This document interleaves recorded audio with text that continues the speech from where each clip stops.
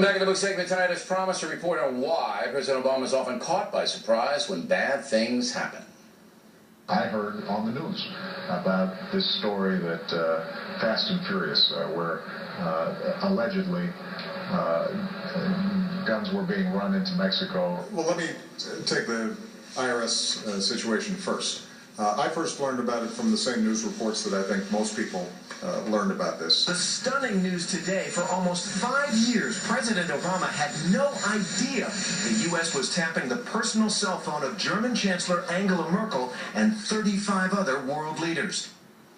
Joining us now from Reno, Nevada, Ambassador James Woolsey, who was CIA director from 1993 to 95 under President Clinton. So, it's kind of hard to believe that the leader of the United States is so clueless. Putin in Crimea didn't know. ISIS coming down from Syria, caught by surprise. VA scandal, doesn't know. How do you explain it? Well, Bill, catch by surprise. Sunni and Shia have only been massacring one another for 1,400 years, so it shouldn't be too surprising that you get caught by surprise when it happens yet again and again and again and again. Now, seriously, I think that the problem is not lack of competence on the part of our intelligence services. They're somewhere between good and pretty good, and occasionally make mistakes. But they were in not bad shape on this one. General Flynn, the head of the Defense Intelligence Agency, made a very good call about 3 or 4, well, back in February, about how something like this might happen. I think the problem is not the intelligence, and it's not the intelligence services. It's political correctness and the narrative. It's the political figures who get locked into what they call a narrative. And if something doesn't fit, the narrative is that we've already won the war against Al-Qaeda. If something doesn't fit, then they fiddle with the facts in order to make it look okay. Put yourself in a position of the average American who is watching me and other news broadcasters tell them the president was surprised by Putin seizing Crimea.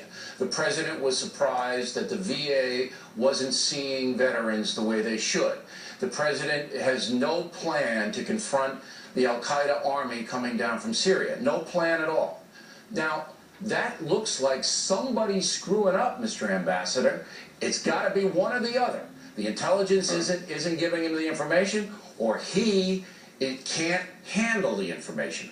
Which is well, those are all several rather different. If he doesn't have a plan for dealing with attacks, and he needs a plan, he needs to ask for one. And if you ask for one and imply that you might use force, as he did with respect to Syria, and then you back down, you draw a red line, and then you step back over the red line and say, whoops, I didn't really mean it, that's not the intelligence service's fault. I'm not saying, I'm trying to figure out, and let's cut to the chase here. It looks like President Obama is either incompetent, or his security team in the White House is, and cannot process the intel coming in. Or the CIA and the DIA and the others aren't telling it. Which is it? I think he's getting the intelligence and the opinions from his staff that he wants. I don't want to put words in your mouth, but what I think you're saying to us is that President Obama's world view is the problem. He doesn't act or anticipate problems that don't fit in to his world view. Correct. I think that's a lot of it. It's a nice worldview. It's sort of a Chicago politics worldview. It's saying, look, I'll do a favor for you, and then I expect you to do a favor for me. And if you're dealing with the Brits, that might work in international affairs. But not with the bad guys. But not with the bad guys. Mr. Ambassador, thanks for your time. We appreciate it.